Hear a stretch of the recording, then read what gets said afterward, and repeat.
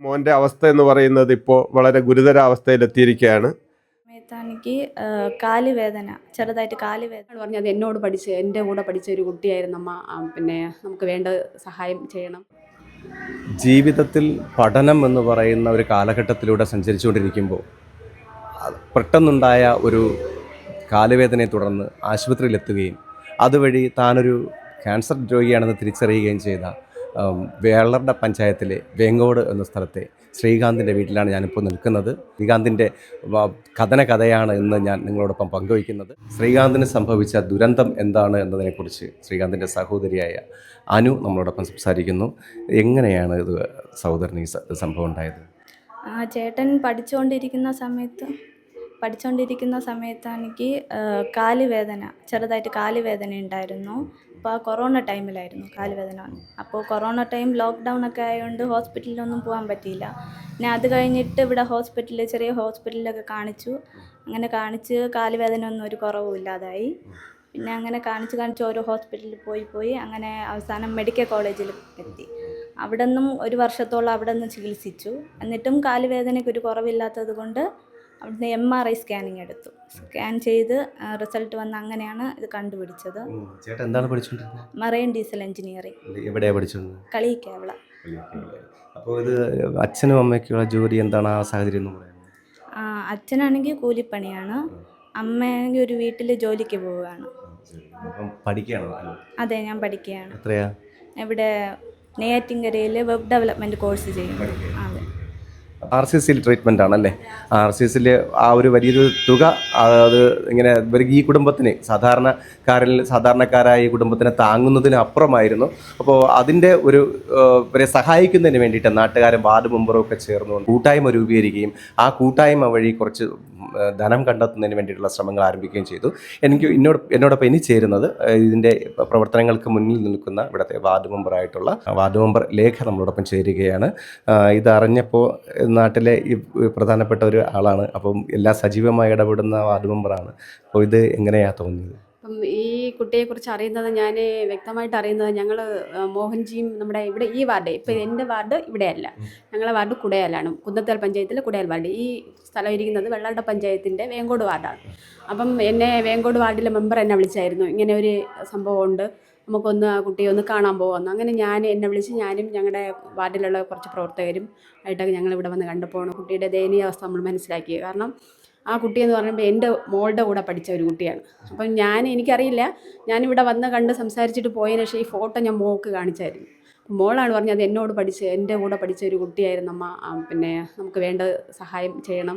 അങ്ങനെ അവളുടെ കൂട്ടുകാരിക്കൊക്കെ ഷെയർ ചെയ്തിട്ടുണ്ട്. അപ്പം അങ്ങനെ നമ്മൾ ഒരു 15 പേരടങ്ങുന്ന ഒരു കമ്മിറ്റി പെട്ടെന്ന് രൂപീകരിച്ച് ഞങ്ങളിവിടുത്തെ വാർഡ് മെമ്പർ, നമ്മളെ ഇവിടെ കാരുണ്യ പ്രവർത്തനത്തിൻ്റെ ഒരു മോഹൻജി എന്ന് പറയും, നമ്മുടെ മോഹൻ പ്രചോദന എന്ന് പറയുന്ന ആ വ്യക്തി മോഹൻജി എന്നാണ് നമ്മൾ വിളിക്കുന്നത്. അപ്പോൾ അദ്ദേഹം കൂടെ ചേർന്ന് നമ്മളൊരു 15 പേരടങ്ങുന്ന ഒരു കമ്മിറ്റി കൂടുകയും പെട്ടെന്ന് അതിനെക്കുറിച്ചൊക്കെ ചിന്തിച്ച് സംസാരിച്ച് പെട്ടെന്ന് തന്നെ നമുക്ക് ആ കുട്ടിക്ക് 15 ലക്ഷം രൂപയാണ് ആവശ്യമുള്ളത്. കാരണം അവരുടെ ചികിത്സാ രീതികളെക്കുറിച്ചൊക്കെ മോഹൻജി ഇവിടെ വന്ന് സംസാരിച്ചു, RCCയുമായിട്ട് ബന്ധപ്പെട്ടു.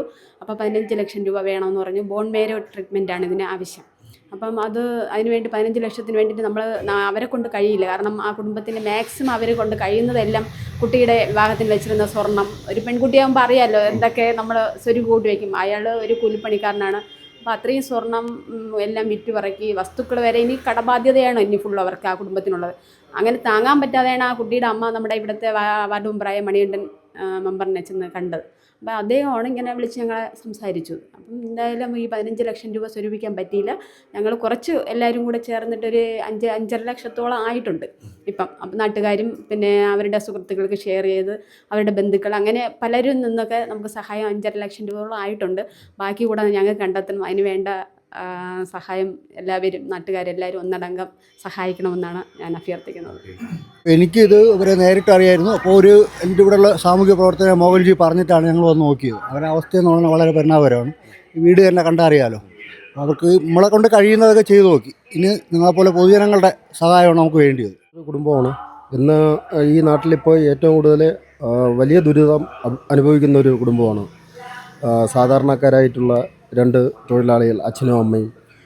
അച്ഛൻ അതിൽ പമ്പിലെ ജീവനക്കാരനാണ്. അമ്മ വീട്ടു ജോലിക്കൊക്കെ പോയി വളരെ ദയനീയമായിട്ടുള്ള ഒരു അവസ്ഥയിലാണ് ഈ കുടുംബം പോയിക്കൊണ്ടിരിക്കുന്നത്. എല്ലാവരും ഒന്ന് സഹകരിച്ചാൽ നമുക്കൊരുമിച്ച് ഒരു ജീവൻ തിരിച്ചു പിടിക്കാം എന്ന് നമുക്ക് ഉറപ്പുണ്ട്. അതുകൊണ്ട് എല്ലാവരും സഹകരിക്കണം. 100% തിരിച്ചു വരും, നമ്മളോടൊപ്പം നിൽക്കും എന്നുള്ള ഒരു വിശ്വാസത്തോടു കൂടെയാണ് നമ്മൾ ഇറങ്ങി തിരിച്ചിട്ടുള്ളത്. കേരള ജനതയിൽ എന്തിനും ഒപ്പം നിൽക്കുന്ന ജനതയാണ് നമ്മുടെ കേരള ജനത. അത് ഈ ഒരു ആവശ്യത്തിന് ആവുമ്പോൾ പ്രത്യേകിച്ചും നിൽക്കും എന്നുള്ള ഒരു ഉറപ്പ് നമുക്കുണ്ട്. നെയ്യാറ്റിൻകര താലൂക്കിൽ നമ്മുടെ വെള്ളറട പഞ്ചായത്തിൽ വേങ്കോട് വാർഡിൻ്റെ മെമ്പറാണ് ഞാൻ. ഈ മോൻ ശ്രീകാന്ത് വർഷങ്ങളായി ഇവരുടെ കുടുംബത്തെപ്പറ്റി എനിക്കറിയാം. എൻ്റെ തൊട്ടടുത്താണ്, ഒരു 50 മീറ്റർ പോലും ഇല്ല. പക്ഷേ മോൻ്റെ അവസ്ഥ എന്ന് പറയുന്നത് ഇപ്പോൾ വളരെ ഗുരുതരാവസ്ഥയിലെത്തിയിരിക്കുകയാണ്. ഒന്ന്, ഒരു മോളുണ്ട്, അച്ഛനും അമ്മയും ഉണ്ട്. പക്ഷേ അച്ഛനൊരു കൂലിവേലക്കാരനാണ്, അമ്മ ഒരു കുഞ്ഞ് കടയിൽ പോയൊരു കുഞ്ഞ് വരുമാനത്തിന് ഇതിലാണ് ഇവർ കുടുംബം കഴിഞ്ഞുകൊണ്ട് പോയത്.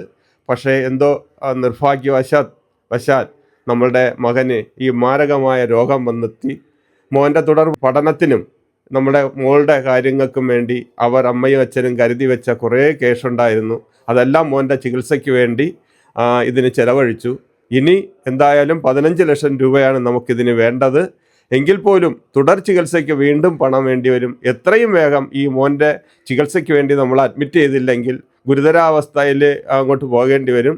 ഇനി നമ്മളെ സഹായിക്കാനുള്ളവരും ഈ മോൻ്റെ തുടർ ചികിത്സയ്ക്കും അവൻ്റെ ഒരു ജീവിതം പുനർജീവിക്കാൻ വേണ്ടി ഈ നാട്ടിലെ എല്ലാ നല്ലവരായ നല്ല മനസ്സുകാരും ഒരുമിച്ച് മോൻ്റെ ചികിത്സയ്ക്ക് വേണ്ടി സഹായിക്കണം.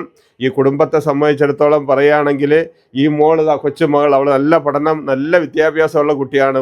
അടുത്ത പഠനത്തിന് പോകാൻ നിവൃത്തിയില്ലാതെ നിൽക്കുകയാണ്. മോഹൻ്റെ ഈ ചികിത്സയ്ക്ക് മോള് പറയുന്നത് ചേട്ടന് വേണ്ടി ഈ പൈസ ചിലവാക്കാമെന്നാണ്. സഹായിക്കുന്നതിലപ്പുറം നാട്ടുകാരെല്ലാം സഹായിച്ചു. പക്ഷേ അവസാനം നമുക്ക് കണ്ടെത്തേണ്ടത് മോൻ്റെ തുടർ ചികിത്സയ്ക്കാണ്.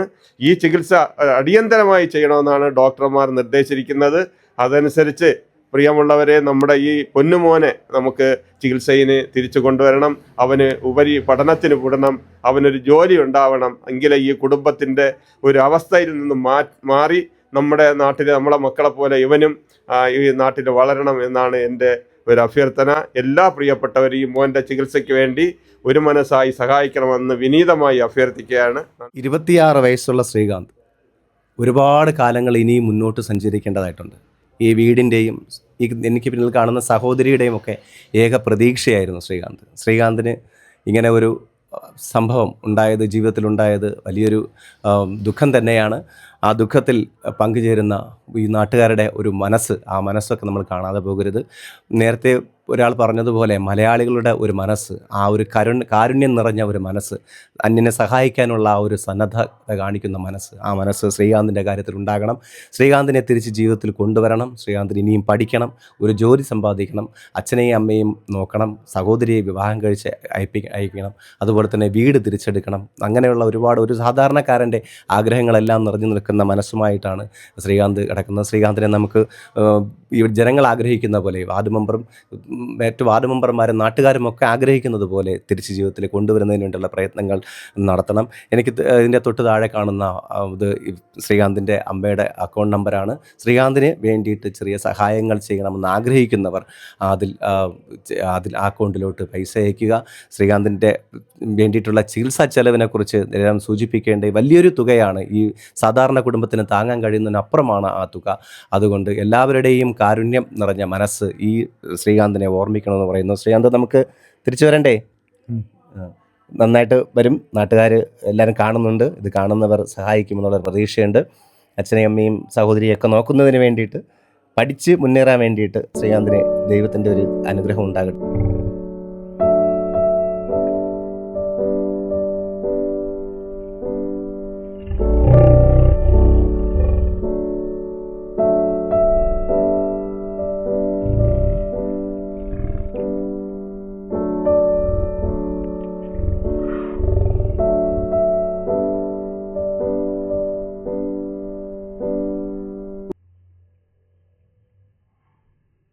കാരുണ്യം പറ്റാത്ത സുമനസ്സുകളുടെ സഹായം അഭ്യർത്ഥിച്ചുകൊണ്ട് നിർത്തുന്നു. നന്ദി, നമസ്കാരം.